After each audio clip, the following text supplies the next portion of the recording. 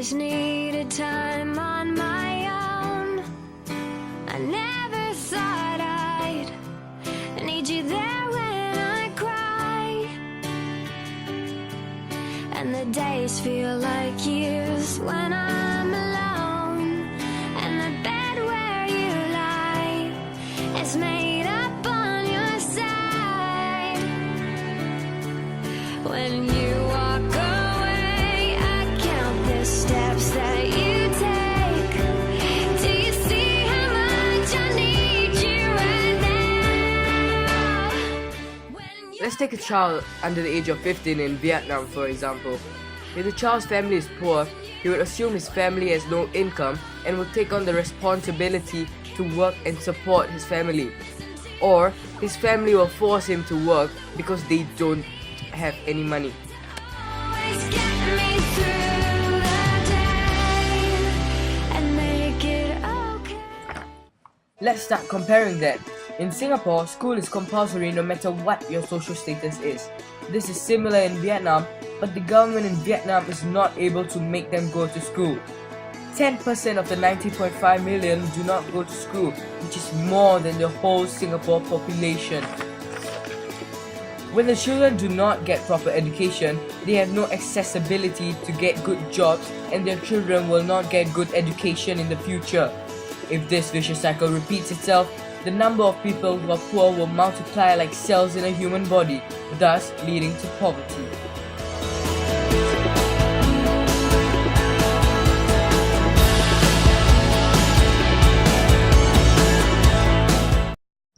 As a Singaporean in Vietnam, I can help by improving the facilities to allow the students to have a better environment for learning. Better facilities will encourage them to go to school, allowing them to work hard so that they will become skilled workers in the future and eventually get better jobs with higher pay, thus reducing poverty.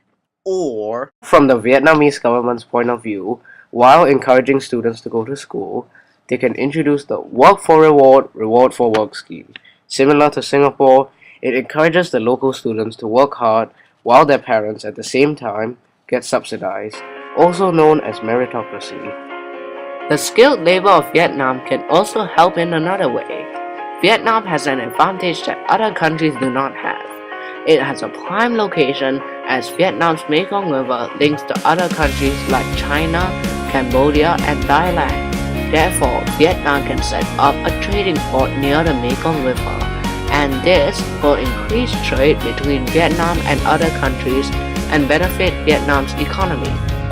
This brings us back to the benefit of skilled labor, as the port requires skilled labor for financial and administrative matters.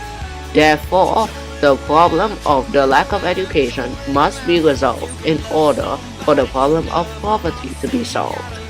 Similarly, in villages, small cases of poverty can be solved if villagers use the fertile land wisely to grow crops or catch fish from the Mekong River, and this will allow them to earn money to support their family, thus reducing the dependence on government spending and will therefore decrease poverty. Inequality could happen anywhere. In the classroom, these students set a good example of what we have learned so far. They may start at a pretty young age, but I know that these individuals can make a difference by changing the future of their country, Vietnam. When we overcome all these problems, there won't be a gap between the rich and the poor, thus solving the problem of inequality. Promise you, kid, I'll give more than I get, than I get, than I get, than I get. Oh, you know it'll all turn out, and you'll make me work so we can work to work it out. And I promise you, kid, to give so much more than I get. Yeah, I just haven't met you